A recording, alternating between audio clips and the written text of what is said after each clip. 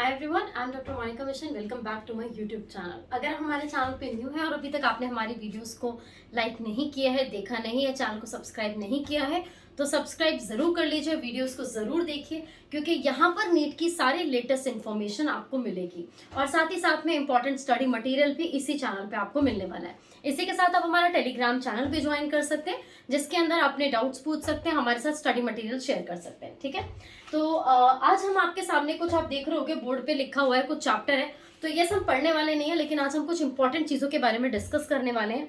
जैसा कि आपको पता है कि अब नीट का एग्जाम आने वाला है, बहुत पास आ गया है, तो अभी एक डर लग रहा है कि मेरे मैक्सिमम क्वेश्चन सही होंगे, गलत होंगे। मेन डर यही है कि क्वेश्चन सही होगा या गलत होगा। सही हो गया तो सिलेक्शन हो जाएगा, गलत हो गया तो सिलेक्शन नहीं होगा। बट अगर हम पीवाईक्यूज कर लें, हमें सब बोलते हैं कि यार आप पीवाईक्यू करके जाए, पीवाईक्यू करके जाए, लेकिन हमारे मन में फिर भी एक डर रहता है कि यार हमने पीवाईक्यू तो कर लिया, लेकिन क्या वो पीवाईक्यू सही किए, सारे कंप्लीट किए? तो यस, हम लेकर आए हैं आपके साथ NCERT line by line PYQs. यहाँ पर हम आपको एनसीईआरटी में बताएंगे किस ईयर में कौन से चैप्टर से कौन सा क्वेश्चन आया हुआ है, कितनी बार वो क्वेश्चन रिपीट हुआ है, जिससे आपके सारे पीवाईक्यूज कंप्लीट हो जाएंगे, यानी प्रीवियस ईयर में आए हुए सारे क्वेश्चन आपके कंप्लीट हो जाएंगे। सो हम स्टार्ट करेंगे 12th के सेकंड चैप्टर से, जो कि सेक्सुअल रिप्रोडक्शन फ्लावरिंग प्लांट है, बट हम इसी के साथ सारे चैप्टर्स को कवर करने वाले हैं। तो let's start without wasting time. आइए शुरू करते हैं। सबसे पहले reproduction flowering plants chapter first हमारा। तो अगर आप देखेंगे तो पेज नंबर 1 जो है आपका, यहाँ से कोई भी क्वेश्चन अभी तक नहीं आया है। पेज नंबर 2 का डायग्राम जो है ये बहुत इंपॉर्टेंट है, लेकिन यस यहाँ से भी कोई क्वेश्चन नहीं आया है। अब बात करते हैं पेज नंबर 4 की। तो जैसा कि आप यहाँ पे देख रहे होंगे, मैंने ऑलरेडी यहाँ पर कुछ लिख रखा है, बट मैं आपको अभी इसको पूरा इरेज कर देते हैं और आपके साथ वापस से डिस्कस करते हैं कि यहाँ पर क्या चीजें हैं। तो आइए देखते हैं। यहाँ से जो क्वेश्चन बना है ये नीट 2016 में बना है। नीट 2016 में क्वेश्चन बना है। कहाँ से क्वेश्चन बना है? ये जो क्वेश्चन है ये क्वेश्चन बना हुआ है आपका एंथर से। कहाँ से बना है क्वेश्चन? क्वेश्चन बना है एंथर से। तो जैसा कि आपको पता है कि एंथर के टोटल 3 पार्ट होते हैं। फर्स्ट इज दी आपका मतलब जो मेल पार्ट होता है उसके 3 पार्ट होते हैं। First is the anther, second is the filament, और थर्ड जो होता है इसको हम कहते हैं कनेक्टिव। क्या बोलते हैं इसको? कनेक्टिव बोलते हैं। तो ये जो कनेक्टिव होता है, कनेक्टिव कहते हैं इसे। ये जो कनेक्टिव होता है काफी बुक्स में नहीं दिया होता है, एनसीईआरटी के अंदर भी नहीं दिया हुआ है, बट डायग्राम के अंदर उन्होंने शो किया है। क्वेश्चन है कि कौन सा पार्ट एंथर का थैलेमस से जाके जुड़ता है। तो थैलेमस कौन सा पार्ट होता है? थैलेमस ये वाला पार्ट होता है फ्लावर का। This is called thalamus. Thalamus से कौन सा पार्ट जुड़ता है? तो आप यहाँ पे देख पा रहे हो कि ये एंथर है और ये है फिलामेंट। तो ये कहाँ पर जाके जुड़ रहा है? थैलेमस पे पास जाके जुड़ रहा है। तो क्वेश्चन आपके पास आया था कि कौन सा पार्ट है जो कि थैलेमस से जाके जुड़ता है एंथर का। तो proximal end of the filament, proximal मतलब ये वाला जो एंड है, ये वाला जो आपको एंड दिख रहा है, ये जाके अटैच हो जाता है थैलेमस से, और वहीं से निकलती है पेटल्स भी, यानी जो पंखुड़ी होती है वो भी वहीं से निकलती है। सो एंथर का कौन सा एंड जाके अटैच होता है? तो एंथर का जो आपका प्रोक्सिमल एंड होता है ये थैलेमस के साथ अटैच होता है, और यहीं से पेटल्स भी अराइज होती हैं। 2016 में पूछा गया आपसे ये क्वेश्चन है, तो इसके रिपीट होने के चांसेस बहुत ज्यादा होते हैं। आप इसको जरूर करके जाइएगा। ठीक है बच्चों, चलिए आगे बढ़ते हैं। आते हैं नेक्स्ट पेज नंबर पे, पेज नंबर 21। तो पेज नंबर 21 पे आप देख रहे होंगे ये नीट 2016 में भी आया है, ये नीट 2013 के अंदर भी क्वेश्चन आया हुआ है। तो ये क्या क्वेश्चन है? यहाँ पे क्वेश्चन आया हुआ है टेप्टम से। तो आप सब जानते हैं कि टेप्टम जो होती है वो फ्लावर के अंदर की इनर मोस्ट वॉल होती है, मतलब एंथर की जो इनर मोस्ट वॉल होती है उसको हम टेप्टम कहते हैं। टेप्टम is the inner most wall है, ठीक है, जो कि क्या करती है? नरिश करती है। नरिश का मतलब होता है जो न्यूट्रिशन प्रोवाइड करवाती है डेवलपिंग पॉलन ग्रेन को। तो क्वेश्चन इज कि टेप्टम का एक्चुअल काम क्या होता है, टेप्टम किस लिए अवेलेबल होती है, कहाँ पर प्रेजेंट होती है? ये इनर मोस्ट लेयर होती है, और ये कहाँ पर प्रेजेंट होती है? ये पॉलन ग्रेन्स को मेच्योर करने के लिए, उनको नरिशमेंट प्रोवाइड करने के लिए प्रेजेंट होती है। 2 बार आया हुआ क्वेश्चन है तो रिपीट होने के चांसेस बहुत ज्यादा है। आगे बढ़ते हैं। यहाँ से कोई भी क्वेश्चन नहीं आया हुआ है। देन आ जाइए हमारे नेक्स्ट पेज पे। यहाँ पर आप देखेंगे कि हमने ऑलरेडी यहाँ पर हाईलाइट किया हुआ है, the hard outer layer is called exine and made up of the sporopollenin which is one of the most resistant organic material known. It can withstand high temperature and be strong acid and alkaline. भाई ये बहुत important है, आप सबको पता है कि जो हमारा पोलन ग्रेन का जो स्ट्रक्चर होता है वो कुछ इस तरीके का दिखता है। तो पोलन ग्रेन के स्ट्रक्चर में भाई दो लेयर होती है, एक होती है बाहर वाली और एक होती है अंदर वाली, आप सबको पता है। जो बाहर वाली लेयर होती है उसको एक्साइन का नाम दिया जाता है और जो अंदर वाली लेयर होती है उसको इंटाइन कहा जाता है। राइट, सबको पता है ये बात। तो जो एक्साइन होती है ये आउटर मोस्ट लेयर होती है, ठीक है, और ये किसकी बनी होती है, स्पोरोपोलिनिन की बनी होती है। तो ये तो बहुत ही फेवरेट क्वेश्चन है, पता नहीं कितनी बार ये क्वेश्चन आया हुआ है। देखो नीट 2013, कर्नाटका 2013 का जो पेपर हुआ था उसमें आया था, नीट 2012 के अंदर भी आया हुआ क्वेश्चन है ये। तो यानी कितनी बार देखो रिपीट हो रहा है ना। तो स्पोरोपोलिनिन, कितने सारे क्वेश्चन यहाँ से बन सकते हैं। स्पोरोपोलिनिन एक ऐसा मटेरियल है जो अभी तक का सबसे रेजिस्ट ऑर्गेनिक मटेरियल है, यानी इसको तोड़ने के लिए ना तो कोई एंजाइम है ना ही कोई और चीज है। तो पहला क्वेश्चन तो ये बन गया। दूसरा भाई एक्साइन जो होती है कौन सी लेयर होती है और ये किससे बनी होती है। एक्साइन आउटर मोस्ट लेयर होती है, स्पोरोपोलिनिन से बनी होती है। ये हाई टेम्परेचर के पास भी अगर आप बहुत ज्यादा एक्सट्रीम टेम्परेचर दे दोगे तो भी कोई फर्क नहीं पड़ेगा, अगर तुम स्ट्रॉन्ग एसिड दे दोगे तो भी कोई फर्क नहीं पड़ेगा, तुम स्ट्रॉन्ग एल्कली यानी बेस दे दोगे तो भी फर्क नहीं पड़ेगा। तो ये बन गया तुम्हारा इंपॉर्टेंट क्वेश्चन, इसको कर लो अंडरलाइन, PYQ है बेटा। आगे बढ़ जाओ, आगे आ जाओ बेटा पेज नंबर 23 पे। पेज नंबर 23 पे तुम्हें दिख रहा होगा, यहाँ पे लिखा है in the remaining species the generative cell divide mitotically to give rise to the two male gamete before pollen grain are shed और 3 सेल स्टेज। यार यहाँ से बनते हैं बहुत सारे क्वेश्चन, ठीक है, तो इसको ध्यान से देखो। 2015 का ही क्वेश्चन है, ज्यादा पुराना भी नहीं है। क्या पूछा है कि जर्नली क्या होता है, हम जो ये पूरा चैप्टर पढ़ते हैं ये हम किसके बारे में पढ़ते हैं बेटा, कैप्सुला के बारे में पढ़ते हैं। यहाँ पर कहीं भी ये चीज मेंशन नहीं है, लेकिन जो इसके अंदर फ्लावर है जिसके बारे में हम बात कर रहे हैं वो कैप्सुला है। तो कैप्सुला के अंदर ये बता रहे हैं कि जर्नली इसके अंदर 2 सेल स्टेज पे पोलन ग्रेन शेड हो जाता है, मतलब जब वो 2 सेल स्टेज पे होता है तभी वो क्या करता है, शेड हो जाता है। लेकिन अगर आप रिमेनिंग जितने भी बची हुई स्पीशीज है उनके अंदर देखें तो जो जनरेटिव सेल आपका होता है, 2 सेल होते हैं आपके पास, तो जो जनरेटिव वाला सेल होता है ये माइटोटिकली डिवाइड करता है और 2 बना देता है, यानी कुछ ऐसा 2 बना देगा।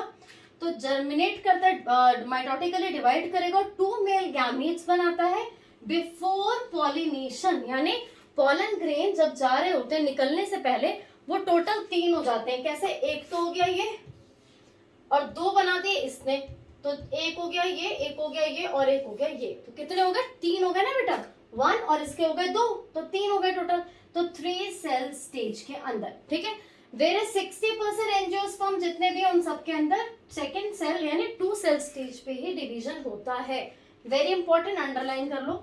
कुछ पूछना होगा तो तुम मुझसे अनअकैडमी की क्लासेस में आके पूछ सकते हो, फ्री क्लासेस में पूछ सकते हो। फ्री क्लासेस का टाइमिंग 7 PM का होता है, आप 7 PM पे आ सकते हो। अनलॉक करने के लिए क्लास को आप कोड यूज कर सकते हो मोनिका, आप कोड यूज कर लो बेटा मोनिका, MONIKA, ठीक है, ये मेरा नाम है, आप इसको कोड यूज कर लो, N है ये, और आप क्लास को लॉग इन कर सकते हो। इससे रिलेटेड कोई भी चीज आपको पूछनी हो आप मुझसे पूछ सकते हैं। 2014 में आया हुआ क्वेश्चन है pollen grains are rich in the nutrient. किसमें रिच होते हैं, न्यूट्रिएंट में रिच होते हैं। It has become a fashion in recent years to use pollen tablet as a food supplement. तो क्वेश्चन ये पूछा जाता है कि पोलन ग्रेन्स को आप कह सकते हो कमर्शियली हम किस तरीके से यूज करते हैं या और किस किस तरीके से इसे यूज किया जाता है। तो ये एज अ सप्लीमेंट में यूज किए जाते हैं। जो एथलीट्स होते हैं, जो स्पोर्ट्स प्लेयर होते हैं, ये क्या करते हैं, अपनी पावर को बढ़ाने के लिए, अपने पावर को बढ़ाने के लिए क्या करते हैं, इनको एज अ सप्लीमेंट यूज करते हैं। साथ ही साथ में जितने आपने जो हॉर्स रेस के अंदर जो हॉर्सेस देखे होंगे ये भी क्या करते हैं, उनको भी टैबलेट्स ये एज अ सप्लीमेंट दिए जाते हैं ताकि उनकी भी पावर जो है वो बहुत ज्यादा एक्सट्रीम हो जाए, भागने की पावर उनकी बहुत अच्छी हो जाए। तो ये 2014 में पूछा गया क्वेश्चन है और बहुत ज्यादा इंपॉर्टेंट है, अंडरलाइन कर लो। नेक्स्ट आगे बढ़ते हैं। नीट 2021 और 2018 दोनों में आए हुए क्वेश्चन है। 21 तो यार अभी पिछले वाला ही है ना। तो क्वेश्चन देखो क्या है, आ जाओ पेज नंबर 24 पे। क्वेश्चन यहाँ पर है वायबिलिटी के बारे में। वायबिलिटी का मतलब क्या होता है, यहाँ पे देखो In some cereals such as rice, wheat and pollen grain lose their viability within 30 minutes. Pollen grain release हुआ, अब फीमेल के पास पहुंचने के बाद 30 यानी रिलीज होने के बाद 30 मिनट तक वो सिर्फ और सिर्फ अपने आप को सही तरीके से फर्टाइल रख सकता है, उसके बाद वो फर्टाइल नहीं रहेगा। 30 मिनट के बाद वो फर्टाइल नहीं रहेगा, 30 मिनट के बाद उसकी फर्टिलिटी खत्म हो जाएगी। ठीक है, तो एक क्वेश्चन तो ये भी बन जाएगा, इसको याद रखना। And in some member of, अब यहाँ पर हमें फैमिलीज दी हुई है, रोजिएसी, लेगुमिनेसी, सोलोनेसी, ये 3 आपकी फैमिलीज हैं। दे मेंटेन वायबिलिटी फॉर मंथ्स, इनका जो पॉलन ग्रेन होता है उसकी फर्टिलिटी मंथ्स तक रह सकती है, काफी टाइम तक रह सकती है। और अगर हम उसे सही तरीके से स्टोर करें, you may have heard of storing semen sperm of many animals including humans for the artificial insemination. ठीक है, आपने सुना होगा कि आर्टिफिशियल इंसेमिनेशन के लिए सीमन को यूज किया जाता है, स्पर्म को यूज किया जाता है। तो ये कैसे पॉसिबल है?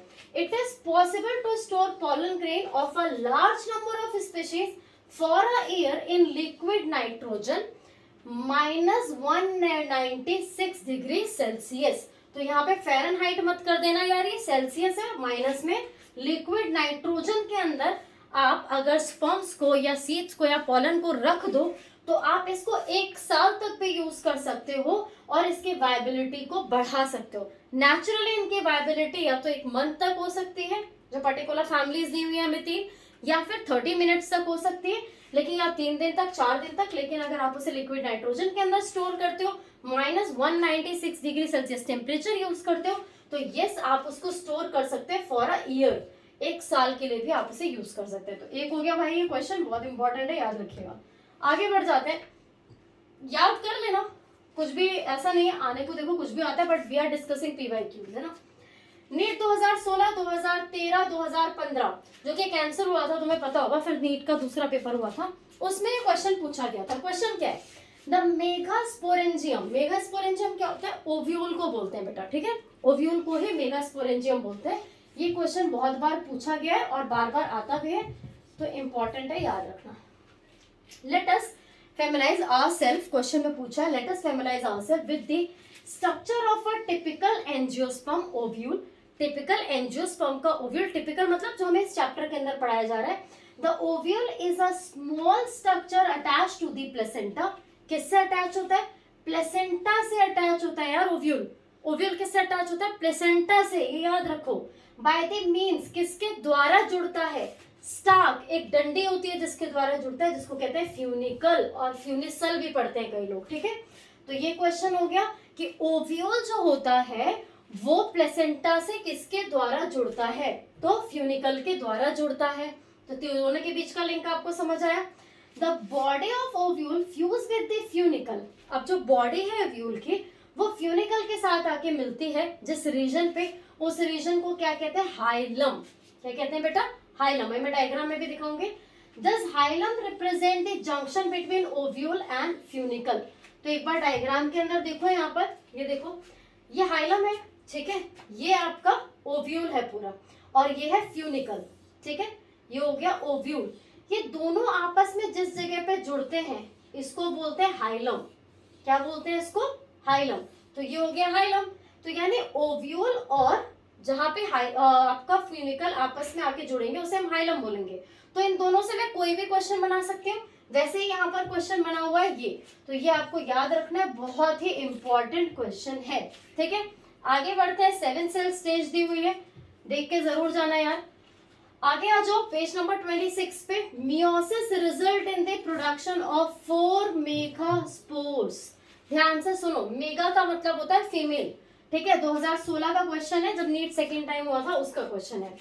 तो microspore mother cell undergoes meiotic division. What is the importance of the microspore और megaspore mother cell under meiosis?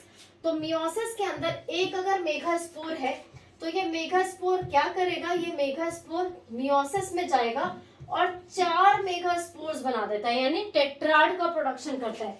तो 4 मतलब टेट्राड होता है, ठीक है। नेक्स्ट क्वेश्चन 2013 में आया हुआ है, कर्नाटका में। Only the functional megaspore. अब इसमें से 3 डीजनरेट हो जाते हैं, ये तीनों डीजनरेट हो जाएंगे, बचेगा कितना? 1। ये इसको कहते हैं फंक्शनल मेगास्पोर। जो ये एक बच गया, ये फंक्शनल मेगास्पोर जो है आपका, ये क्या करता है, डेवलप इनटू फीमेल गैमेटोफाइट। किसमें डेवलप हो गया यार, फीमेल गैमेटोफाइट में, है ना। फीमेल गैमेटोफाइट को ही एम्ब्रियो सेक कहा जाता है। Embryo sac, this method of the embryo sac formation from a single megaspore is term as the monosporic. किससे बना, सिंगल से बना। तो यहां से ये बनने की जो जर्नी है, यानी 4 जो टेट्राड बने थे, उस टेट्राड से क्या बना आपका, फीमेल गैमेटोफाइट, जिसको हमने क्या कहा, फीमेल एम्ब्रियो सेक। तो ये जो एम्ब्रियो सेक बनने की जो प्रॉपर्टी थी, इसको कहते हैं मोनोस्पोरिक। ठीक है, एक सिंगल से बन रहा है ना, तो मोनोस्पोरिक, 3 तो डीजनरेट हो गए। Now what will be the ploidy of the cell of the nucellus MMC functional megaspore and female gametophyte? Ploidy से हमेशा क्वेश्चन आया है, आगे भी आएगा, नहीं आती है स्पेशल क्लास पे आके मेरे से सीख लो।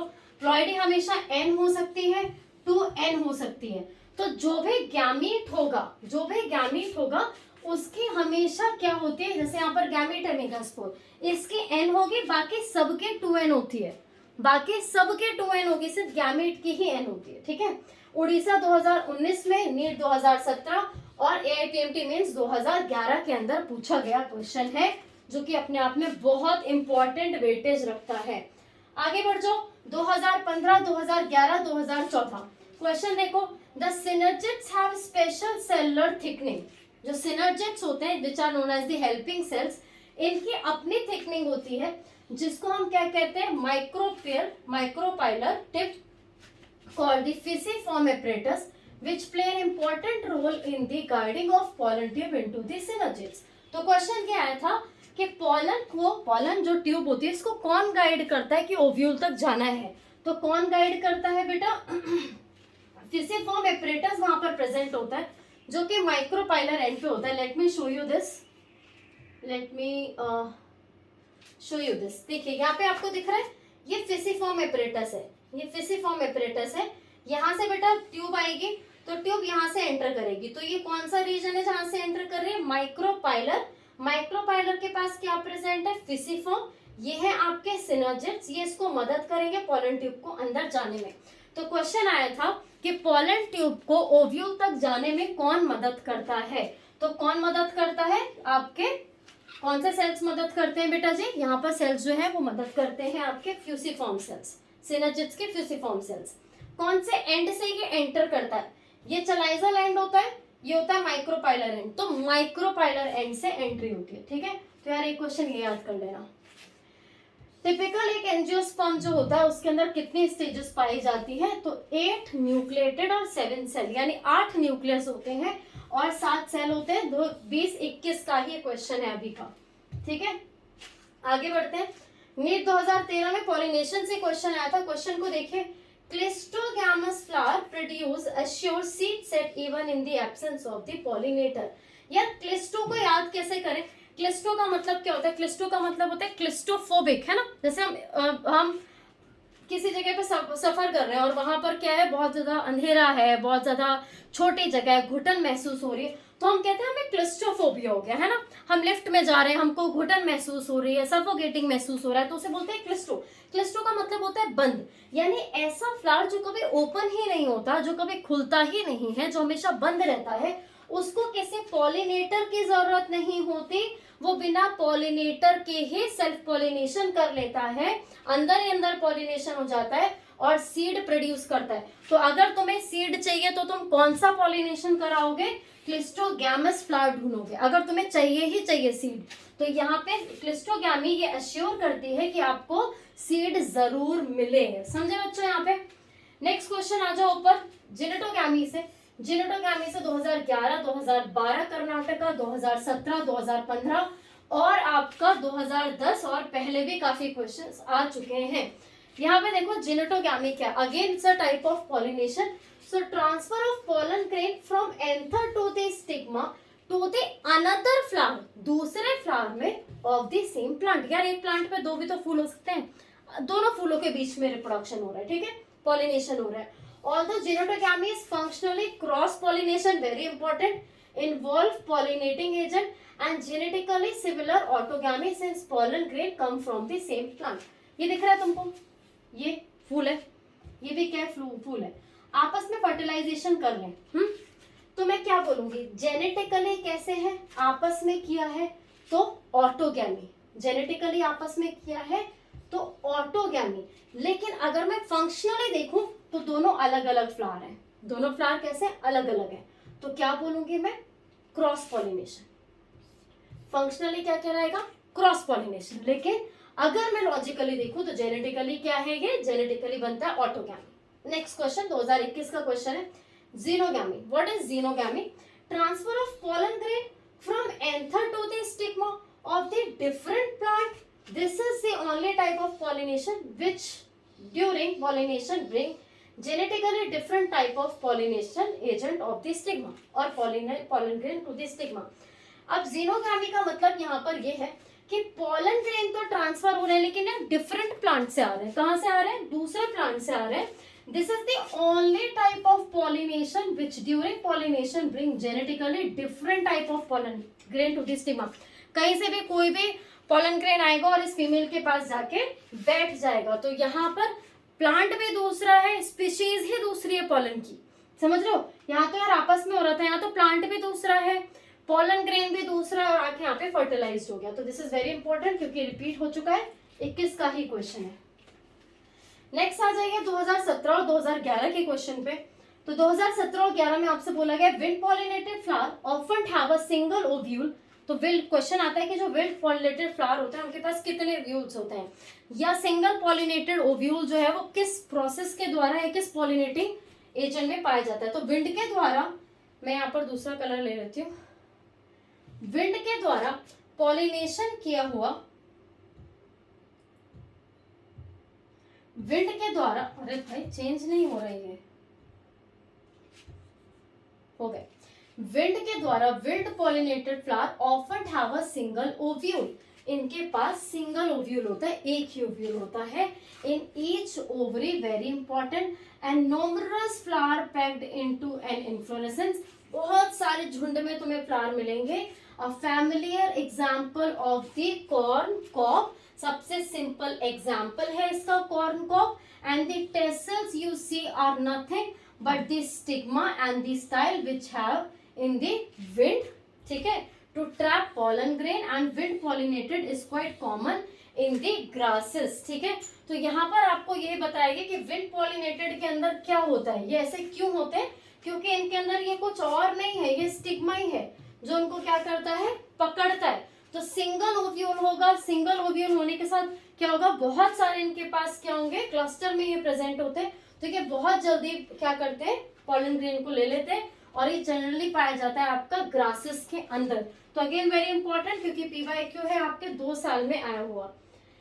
नेक्स्ट आगे बढ़ जाते हैं, उड़ीसा नीट 2019 में आया हुआ, नीट 2020 में आया हुआ और 17 में आया हुआ क्वेश्चन। क्या है question, Vallisneria and the Hydrilla which grow in the fresh water serve marine sea grasses such as Zostera. Not all aquatic plant use water for pollination. In majority of aquatic plants such as water hyacinth and water lily.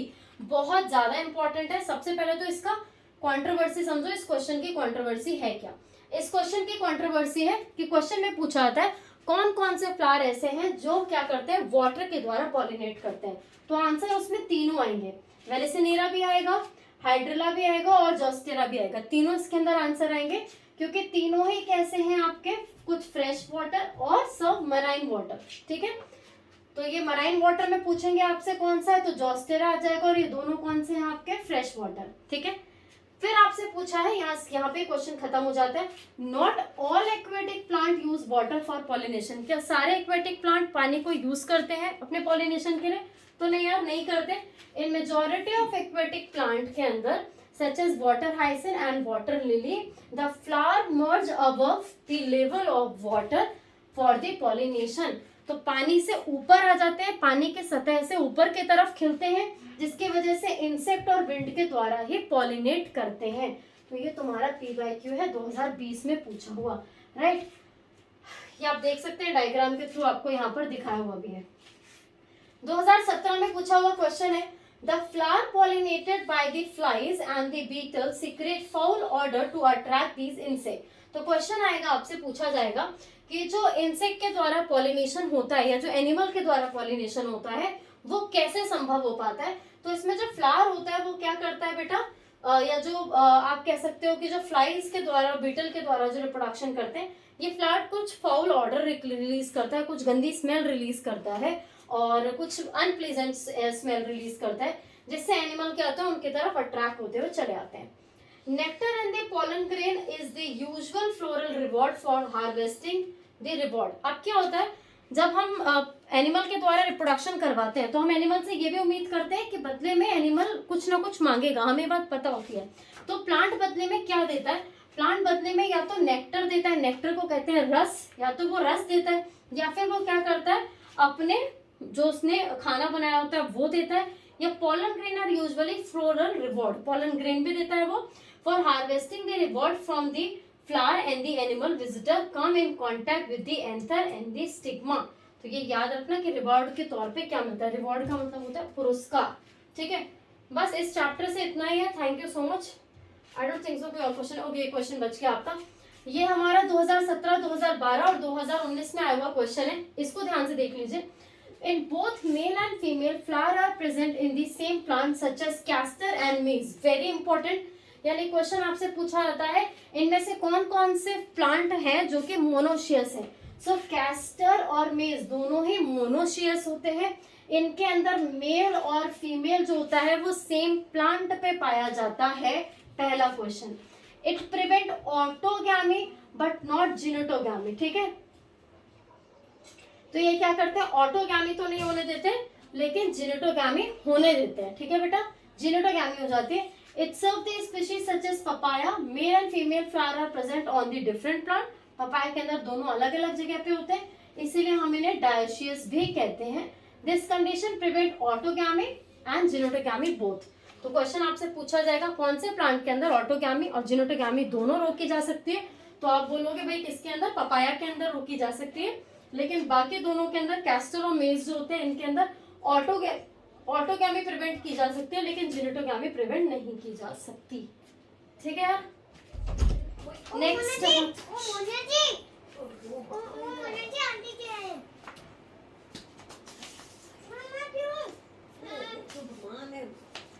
पढ़ाई रही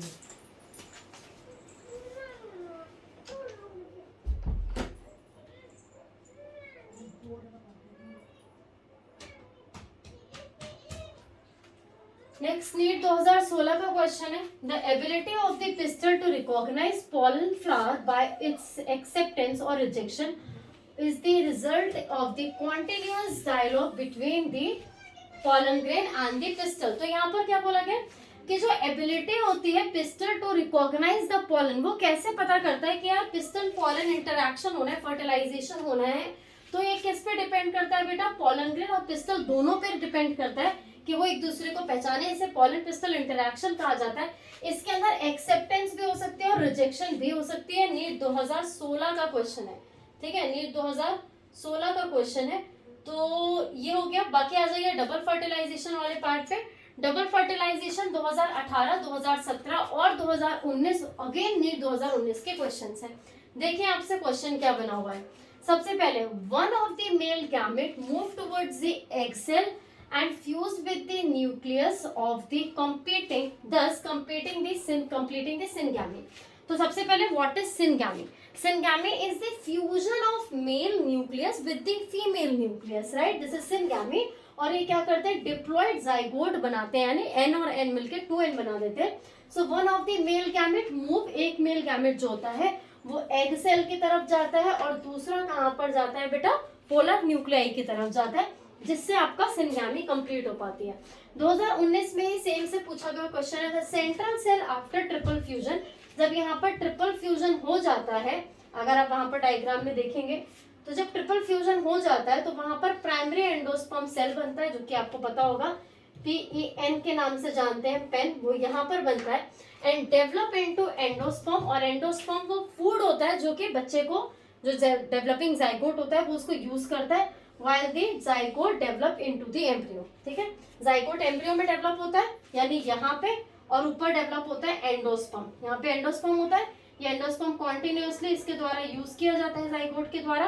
किसी किसी के अंदर ये खत्म हो जाता है, किसी किसी के अंदर ये रह जाता है। ठीक है, नीट 2016 से 2015 का जो क्वेश्चन है वो देखिए।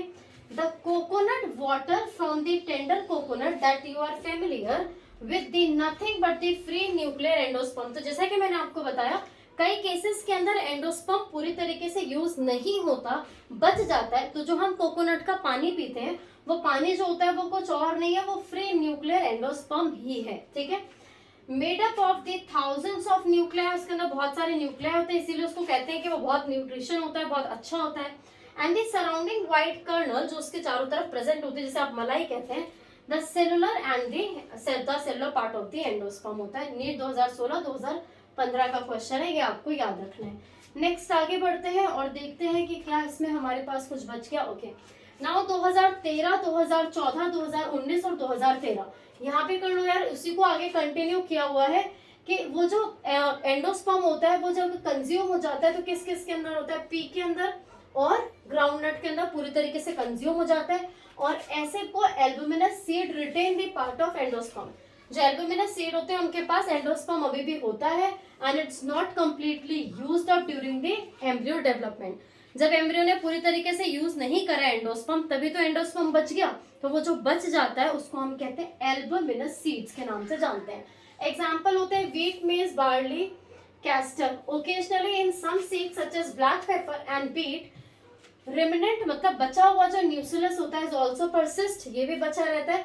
This residual persist न्यूसिलस in the perisperm. ठीक है, जो बचा हुआ, क्वेश्चन समझो यहाँ पे, जो बचा हुआ न्यूसिलस होता है उसको क्या कहते हैं, वो कहलाता है पेरिस्पर्म। किस किस के अंदर, एग्जाम्पल है ब्लैक पेपर और बीट। यहाँ पे दो एग्जाम्पल बनते हैं।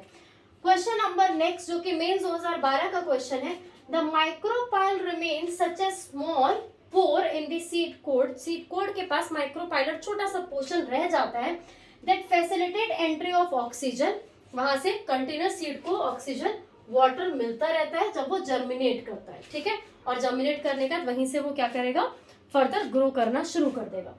तो ये हो गया तुम्हारा ये वाला पार्ट कंप्लीट। 2015 में क्वेश्चन पूछा गया है कि पार्थेनोजेनेसिस क्या होता है या पार्थेनोकार्पिक फ्रूट्स क्या होते हैं। दोनों अलग अलग है।